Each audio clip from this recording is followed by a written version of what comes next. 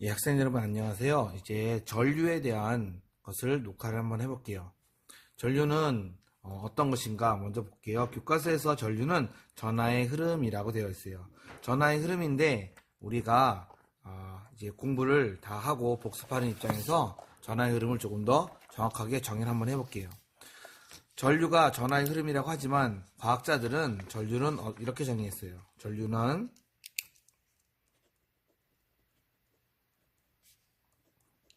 전하의 흐름. 하지만 이건 정확하게 요즘에 틀리지 않은 말로 한 거고, 옛날 과학자들은 플러스 전하의 흐름이라고 옛날이라고 적어줄게요. 이렇게 정의를 했어요. 문제는 이 옛날이 틀렸다는 거예요. 옛날에는 플러스 전하가 이동했을 거다라고 생각을 했지만 실제로 이동한 걸 알아봤더니 실제로는 마이너스 전하의 흐름이 맞고 이거는 현실이고 이게 사실이에요. 옛날 거는 틀림이 되겠죠. 그런데 요즘에는 마이너스 전하의 흐름이라고 했는데 왜 교과서에 전하의 흐름이라고 적어놨냐면 전류의 방향을 정해놨기 때문에 그래요. 전류의 방향이 어떻게 정해져 있냐? 전류의 방향은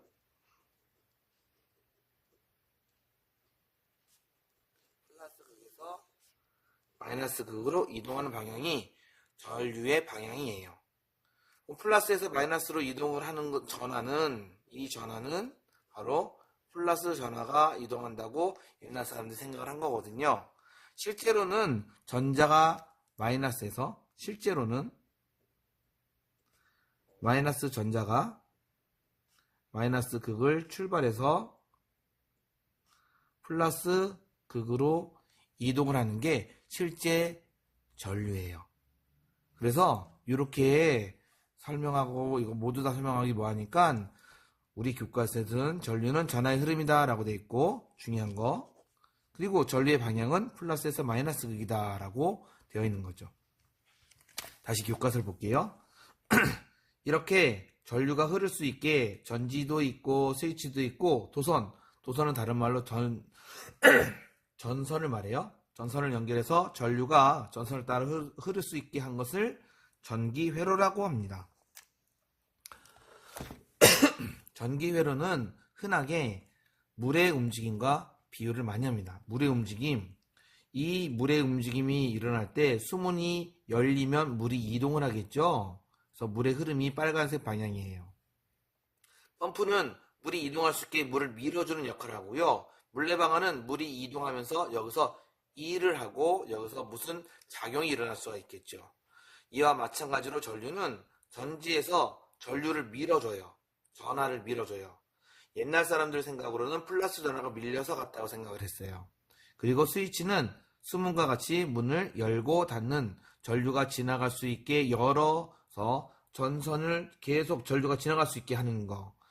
스위치를 연다는 것은 떨어뜨린다는 거예요. 떨어뜨리면 전류가 지나가지 않고, 전동기를 지나가면서 이 일을 하고 전류가 이렇게 지나가겠죠. 전류의 방향을 봤더니 플러스 극에서 마이너스 극으로 되어 있습니다. 전류의 방향이 플러스 극에서 마이너스 극이라는 사실은 매우 중요합니다. 이 사실은 매우 중요해요. 그러면 비교를 한번 해볼까요? 펌프는 전지와 비교가 되겠죠. 수문은 스위치와 비교가 되겠고요. 수로는 도선, 여러분들이 알고 있는 전선과 비교가 되겠죠. 물레방아는 우리 교과서에서는 전동기로 비교가 될 수가 있고요. 전구가 될 수도 있고요. 예를 들어서 저항이 될 수도 있어요. 그래서 물의 흐름이 전류의 흐름이 되겠죠. 물은 어떻게 흐를까요? 수압이 높은 데서 낮은 데로 흐르니까 전류는 전압이 높은 데서 낮은 데로 흐른다가 되겠죠. 이제 계속 전류를 볼게요. 우리 교과서에서 이제 정확히 알려줬어요. 어떻게 알려줬냐? 전류가 흐르지 않을 때, 스위치를 열었을 때, 이거는 스위치를 열었다라고 되어 있죠. 여기는 눌러서 스위치를 닫았다 라고 쓸 거예요. 스위치를 열면 전류가 흐르지 않고 전선, 도선 안에서 플러스는 고정이 되어 있어요. 얘는 고정. 전자가 마음대로 움직여요. 자유전자라서 마음대로 움직일 거예요. 도선 내에서 자유롭게 움직일 수 있는 전자들이 있다라고 되는데 우리는 이런 전자를 자유전자라고 해요. 자유전자들이 불규칙하게 움직이고 있다가 도선을 전류가 흐르게 스위치를 닫으면 전압을 받아서 전기력을 받아서가 바로 전압을 받아서 마이너스에서 플러스로 전자가 이동을 해요. 마이너스에서 플러스로 전자들이 마이너스에서 플러스로 이동하면서 전류가 흐른다라고 해요. 그런데 사람들은 전류를 플러스에서 마이너스로 옛날에 정했어요. 그래서 전류의 방향은 전자이동 방향과 반대가 돼요. 이거 중요한 진술이죠. 그러면 아까 전 그림 한번 볼까요? 아까 전 이 그림에서 이게 전류의 방향이니까 이 방향으로 전자의 이동 방향이 되겠죠. 꼭 기억하시기 바랍니다. 그러면 이렇게 도선의 전류가 흐를 때 전류값 혹은 전류의 색이라는 게 존재해요. 전류가 많이 흐른다, 전류가 적게 흐른다 라고 생각을 하고 그 전류는 어떤 거냐? 바로 전류의 세기를 나타내요. 전류의 세기는 정의로, 뜻으로 어떻게 정했냐? 한 단면을 통과하는 전하의 양인데 단위 시간이에요. 우리 단위 시간 1초라고 생각을 할 거예요. 그래서 정리해보면 전류는 전하의 흐름인데 또는 전류는 전하가 흐르는 양을 말하기도 하고요. 전류의 세기라고 말을 하기도 해요. 왜냐? 전류가 얼마입니까? 라고 물을 때는 전하의 흐름을 숫자로 말해주길 원하는 거고 전류의 세기를 말해요. 단위는 이렇게 전류의 세기를 말할 때는 단위가 존재하는데 이 단위는 A라고 쓰고 암페어라고 할 거예요. 그러면 1암페어 양이 얼마냐? 와, 우리 교과서에 무지막지한 숫자가 나와 있어요. 엄청나게 큰 숫자거든요. 1암페어는 6.25 곱하기 10의 18승 개의 전자가 1초에 한 단면을 통과하는 세기를 말해요. 한마디로 여기 전선에서 우리 아까 요 그림 볼까요? 이 그림에 1A가 흘렀다라는 소리는 요 전구를 지나가면서 일을 하는데 1초에 여기 전자가 6.25 곱하기 10에 18개의 전자가 지나가는 거예요. 요 정도 숫자 쓰면 6.25 곱하기 10에 18개라고 하니까 6하고 625 쓰고 하나, 둘, 셋, 넷, 다섯, 여섯, 일곱, 여덟, 아홉, 열, 하나, 둘, 셋, 넷, 다섯, 여섯 개면 여기서부터 여기까지 18개거든요. 이렇게 많은 전자가 1초액을 지나가면 우리는 1A다라고 약속을 해요. 그리고 전류계라는 장치로 보면 스위치를 열었다, 즉 전기가 통하지 않으면 0이고 스위치를 닫았다, 전류가 통하면 그 전류의 세기가 나타나게 되겠죠. 스스로 확인하기 문제 꼭 풀어보시기 바랍니다. 네. 그러면 이제 전압에 대해서 공부해 볼게요. 전압은 어떤 거냐? 전압은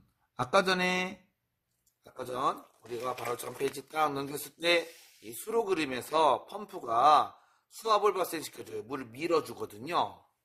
똑같아요. 그래서 수압이 높은 데서 낮은 곳으로 흐르듯이 전압이 높은 데서 낮은 데로 흐르고 전압이라는 것은 전류를 흐르게 하는 능력이다 라고 해요. 전압은 전류를 흐르게 하는 능력, 전류를 밀어주는 힘을 전압이라고 합니다. 예를 들어서 밸브를 열면 수압 때문에 물이 이동하다가 수압이 같아지면 물이 이동하지 않지요. 건전지가 이 높이를 항상 유지시켜 주는 거예요. 그리고 건전지가 다 됐다라는 소리는 이 높이 차이가 줄어들었다라는 소리가 됩니다. 그러면 전류와 전압은 어떻게 측정할까요? 전류와 전압을 측정하는 방법은 바로 전류계 전압계를 사용해요. 그림을 보면 이건 이제 모든 반응의 실험을 다 한 걸로 알고 있는데, 전류계는 A가 적혀 있어요. 암페어. 전압계는 V가 적혀 있어요. 전압의 단위로 볼트, V를 써요. 우리 교과서 58페이지에 나와 있죠. 볼트 V라고 써요. 그리고 항상 그림으로 설명을 해보면 전류계는 직렬로 연결할 거예요. 그리고 전압계는 전구나 어떤 회로 소자가 있어야 되고 이 소자에 병렬로 연결할 거예요.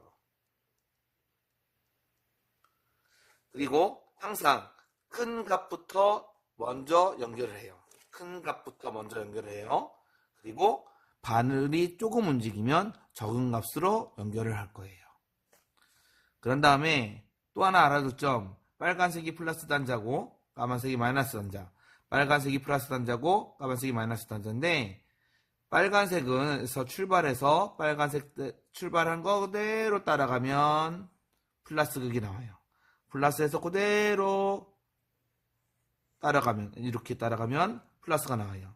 마이너스 따라가면 마이너스가 나와요. 그래서 플러스 단자 마이너스 단자도 잘 연결할 수 있어야 되고요. 그리고 혹시라도 바늘이 거꾸로 움직이면 고장날 수가 있는데, 거꾸로 움직이면 어떻게 해야 되냐? 이걸 거꾸로 꼈다는 소리예요. 그래서 전류계 전압계를 항상 사용할 수 있도록 이 그림도 연결할 수 있도록 알아두시면 되겠습니다. 이제 ohm의 법칙에 대해서 간단하게 알아볼 거예요. ohm의 법칙. 전기회로에서 가장 중요한 법칙이고요. 이 ohm의 법칙이 기본 법칙이에요. 어떻게 실험을 하느냐? 저는 실험을 하지 않았으니까 영상으로 설명을 한번 해볼게요. 저는 공급장치에 플러스와 마이너스를 공급을 하는데 스위치를 넣을 거고요. 니크롬선이 저항으로 쓸 거예요. 짧은 니크롬선은 저항의 역할을 해요. 그럼 우리 저항이 뭔지 한번 알아볼게요. 저항은 우리 교과서에 뭐라고 적혀 있냐? 저항이란 전류의 흐름을 방해하는 정도다 라고 적혀 있어요. 저항 또는 전기 저항이다 라고 해요. 저항이 크다, 전류를 많이 방해한다는 소리고, 저항이 작다, 전류를 적게 방해한다는 소리예요. 그래서 짧은 니크롬선은 저항을 조금만, 요 정도만 방해할 건데, 긴 니크롬선은 저항을 많이 방해할 거예요. 전류계를 준비하고 전압계를 준비하고 딱 눌렀을 때 짧은 니크롬선의 전류 전압값을 측정하고 긴 니크롬선의 전류 전압값을 측정을 한번 해볼 거예요. 그래서 전류의 세기를 측정하면 어떻게 될까를 한번 보는 거예요. 먼저 전압이 1.5V가 가는데 전류 어떻게 측정될까요? 전류가 짧은 니크롬선에 얼마가 측정되고 긴 니크롬선에 얼마가 측정될까요를 볼 거예요. 생각을 한번 해볼게요. 짧은 니크롬선은 전류를 조금만 방해할 거고 긴 니크롬선은 전류를 많이 방해할 거니까 방해를 많이 하면 많이 못 지나가겠지요. 예를 들어서 여기에 1A가 지나갔다면 여기는 0.5A가 지나간다는 식으로 숫자가 줄어들 거예요. 그런데 1.5V로 밀어주는데 1A가 지나갔어요. 2배로 밀어주면, 2배의 힘으로 밀어주면 2A가 지나갈 수가 있겠죠. 2배로 밀어주니까, 밀어주는 힘이 더 세니까. 그럼 여기는 3A, 여기는 4A 이렇게 지나갈 거예요. 그럼 이것도 똑같아요. 0.5A가 지나가는데 세게 밀어주면 1A, 그 다음 세게 밀어주면 0.5A, 죄송해요, 1.5A, 그 다음 밀어주면 2.0A 이렇게 지나갈 거예요. 그래프를 한번 그려볼까요? 요 그래프, 짧은 니크롬선은 비례하는 이런 그래프가 나올 거예요. 긴 니크롬선은 반으로 지나가는 그래프가 나올 거예요. 생각을 해봤더니 이거는 짧은 니크롬선이니까 작은 저항이고요. 얘는 큰 저항이 되겠죠. 아, 전압이 커지면 전류는 많이 흐르는구나. 전압이 커지면 전류가 잘 흐르는구나 라고 알 수가 있겠죠. 그래서 전압과 전류는 서로 비례해요. 비례. 그런데 그래프 한번 볼까요? 저항이 커지면 전류가 줄어들죠. 저항이 커지면 긴 미끄럼선은 저항이 커졌으니까 줄어들죠. 우리 저항의 단위를 옴이라고 하고 이거를 10옴이라고 하면 이거 답이 10옴이 아니네요. V는 I니까 이거를 이제 1.5옴이라고 할게요. 그럼 여기는 3옴이 되겠죠. 여러분들 왜 이게 나오는지는 잠시 뒤에 알게 될 거예요. 그러면 그래프에서 전류는 전압에 비례한다 해서 직선의 형태로 나오고 전류는 저항분의 1로 된다. 즉 반비례한다가 돼요. 그래서 이 두 가지를 쓴 것을 옴의 법칙이라고 해요. 매우 중요한 공식 V는 IR 요 공식을 먼저 외우면 되고요. 이렇게라고도 쓸 수가 있고요. 이 공식을 변형하면 어떻게 해도 되냐. R을 구할 수가 있는데 R은 I분의 V가 되겠죠. 이렇게도 쓸 수가 있어요. 이걸 옴의 법칙이라고 합니다. 이 옴의 법칙은 어떤 특징이 있냐. 옴의 법칙을 한번 볼게요. V는 IR이라는 공식은 모든 회로에서 성립해요. 모든 회로에서 성립해요. 그림을 한번 그려볼게요. 전지를 그리고 저항을 그리고 전지에 1V가 걸리고 여기에 1옴이 있고 이럴 때 V는 IR에 대입을 해볼게요. V는 IR이면 1V가 되고 암페어는 모르는데 얼마 암페어인지는 모르는데 1옴이다 라고 될 때 우리는 1암페어라고 이 숫자를 추정할 수가 있겠죠. 그래서 전류가 이렇게 1암페어가 지나갈 거예요. 만약에 이 회로가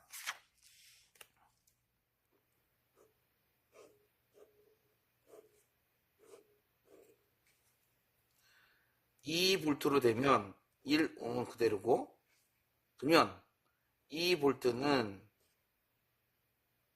얼마 곱하기 1옴이 되니까 여기는 2A가 숫자가 되겠지요. 전압이 높아지면 저항이 똑같을 때 전류가 잘 흐른다라고 해석이 되죠. 그래서 V는 IR 공식이에요. 모든 곳에서 성립하는 것은 잠시 뒤에 저항을 더하는 걸 보고 한번 해볼게요. 하나만 더 확인해 볼게요. 저항의 단위는 옴을 써요. 옴. 1옴은 1V의 전압을 걸었을 때 1A가 전류가 흐르면 그 정도의 방해를 1옴이다 라고 약속을 했어요. 그러면 저항은 왜 생길까요? 저항은 도선 내부에 이렇게 들어있는 요것 때문에 원자들과 충돌하기 때문에 전기저항이 생겨요. 이번 시험을 공부를 학생들이 하다가 옴의 법칙이 깨졌어요 라고 하는 그런 친구들이 있었는데 네, 깨졌다 라는 표현이 정확한 게 아니라 옴의 법칙이 일반적인 거고 옴의 법칙이 적용되지 않는 이런 현상이 안 일어나는 금속을 발견한 거예요. 특별한 예외니까 예로서만 알아두시면 되겠어요. 그러면 저항의 연결을 볼게요. 저항의 연결이 뭐냐? 그림이 너무 복잡하죠. 그림이 너무 복잡해요. 결론은 니크롬선을 직렬로 연결하고 니크롬선을 병렬로 연결한다 해요. 다시 니크롬선을 직렬로 연결하면 회로 그림이 이렇게 되고요. 니크롬선이 병렬로 연결되면 회로 그림이 이렇게 됩니다. 이것도 복잡하니까 먼저 단순한 것부터 볼게요. 저항은 직렬로 연결한 것은 길게 되는 거. 이거를 하나로 합치면 병렬로 연결된 것을 하나로 합치면 어떻게 될까예요. 답은 다음과 같은 공식이 적용이 돼요. 알아볼게요. 직렬 연결의 전체 저항은 저항 1 더하기 저항 2 더하기 이렇게 더할 거예요. 여기 전체 저항은 이상한 공식이에요. 전체 저항은 분모로 들어가고 답이 분자가 1이라고 쓸 거고 저항 1분의 1 더하기 저항 2분의 1 더하기 이렇게 식으로 될 거예요. 그래서 이 결과를 구하고 결과를 구한 답을 거꾸로 쓴다면 답이에요. 아니면 답은 분자를 1로 만들었을 때 분모만 답이다라고 알아두시면 돼요. 현상적으로만 살펴보면 저항이 직렬일 때는 숫자가 커져요. 저항이 병렬일 때는 숫자가 작아져요. 다시 한번 저항이 직렬일 때는 숫자가 커져요. 저항 숫자가 커져요. 저항이 병렬일 때는 저항 숫자가 작아져요. 제가 가르치는 반에 요령 몇 가지 알려줬는데 먼저 간단하게 알아볼게요. 병렬에서 같은 저항이 두 개 있으면 저항 나누기 2가 답이에요. 3이 있으면 3이 답, 3으로 나누는 게 답이에요. 그래서 같은 저항이 100개 있으면 그 저항 숫자를 100개로 나누면 답이에요. 또 이런 거는 외워야 되는 게 하나 있다고 알려줬는데 15옴 저항과 15옴 저항이 병렬로 있으면 이 공식에 넣어서 계산해 볼게요. 10분의 1 더하기 15분의 1은 30분의 3 더하기 2가 되니까 5가 되겠고 6분의 1 되겠죠. 그럴 때 이 6만 답이에요. 생각을 해봅시다. 15옴은 큰 숫자인데 얘를 하나로 만들면 6옴이 된다는 거예요. 병렬은 두 가지를 더하면 하나로 만들 수 있어요. 저항의 예를 제가 이렇게만 했는데 다시 그림을 그려서 볼게요. 예를 들어서 이러한 회로가 존재한다고 볼게요. 여기 10V, 여기 10옴, 여기 10옴이라고 해볼게요. 그러면 생각을 해볼 때 이 두 가지 저항을 하나로 생각한다면 회로는 20옴이고 10V가 되겠죠. 그러면 전류가 이렇게 지나갈 텐데 어떻게 지나갈까? 위로 지나가는데 V는 IR 옴의 공식에 대입을 해보면 이 10이란 숫자와 20이니까 0.5A가 지나가겠네요. 여기에서만 바뀌는 거니까 이 0.5A를 여기다 그대로 적어줄 수가 있겠죠. 0.5A는 전류가 지나가는 거거든요. 여기도 0.5A가 지나가고 지나간 게 그냥 여기를 지나간다는 뜻이에요. 그대로 지나가는 거니까 얘도 0.5A를 지나가겠죠. 여기서 V는 IR 공식 계산해 볼까요? V는 IR인데 I가 0.5, R이 10 하면 얼마죠? 이거 5V가 나오죠. 여기서 5V, 여기도 5V가 되겠죠. 해석을 해보면 10V를 공급받아서 5V가 쓰여지고 다시 남은 5V가 쓰여져서 0으로 도착하면 10V를 다시 올려주어서 5V가 쓰이고 5V가 쓰일 거예요. 저항의 직렬 회로는 전류는 같은 값이고요.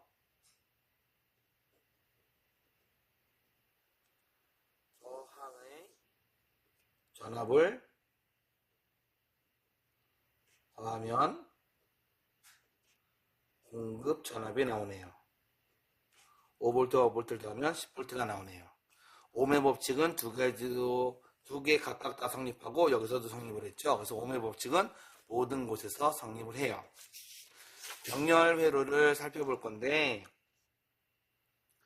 전압이 공급이 되고 병렬로 되는 걸 생각해 볼게요. 똑같이 여기에 12V가 공급이 될 거예요. 숫자가 이상해지지만 한번 봅시다. 여기 10V, 여기 10옴이고요. 여기 15옴 할게요. 그러면 이거는 우리가 하나로 만들었을 때 6옴이라고 아까 전에 설명을 했었죠. 그러면 여기도 V는 IR에 대입을 하면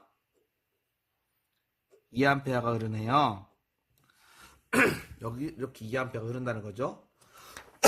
해석을 해보면 12V를 공급받아서 6옴에서 2A가 지나가면서 12V가 쓰여지고 0V 다시 12V가 공급되는 형태예요. 그런데 여기서 볼게요. 12V가 공급이 되는데 여기서 얼마의 전압과 여기서 얼마의 전압이 될까요? 중요한 건 전압은 물과 같이 해석이 되는데 12V만큼 높은 에너지가 왔는데 여기와 여기에서 돼서 둘 다 0으로 돼야 돼요. 그러니까 여기서도 12V가 쓰이는 거고요. 여기서도 12V가 쓰이는 거예요.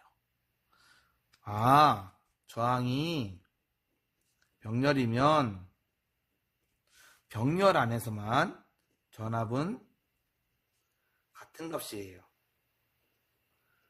그러면 이제 V는 IR 계산해 볼까요? V는 IR 계산하면 그건 1.2A가 되겠네요. 이거 계산이 좀 힘들어요. 잘 계산해 보면 0.8A가 되겠네요. V는 IR. 얘랑 얘를 곱하면 12가 나올 거예요. 그러면 전류는 이렇게 2A가 지나가는 건데 여기 이렇게 2A가 가고 여기 이렇게 2A가 되는 건데 저항이 작은 쪽으로 1.2 반보다 크죠? 1.2가 지나가고 저항이 약간 더 큰 쪽으로는 0.8이 지나가는 거예요. 2가 두 가지로 나눠서 지나가죠. 그래서 전류를 더하면 원래 전류값이 나오죠. 잘 보시면 직렬과 병렬의 차이점과 공통점 어떻게 해석하는지가 나와 있을 거예요. 그래서 이것도 꼭 알아보시기 바라요. 교과서에 보면 전기기구의 기호도 나와 있습니다. 그래서 이번 파일엔 전기 현상에 대해서 녹화를 했고요. 꼭 스스로 확인하기와 교과서 잘 보시고 뒷장에 단원 정한 문제에 보면 회로 문제들이 존재해요. 회로 문제들이 존재해요. 반드시 풀어볼 수 있도록 합시다.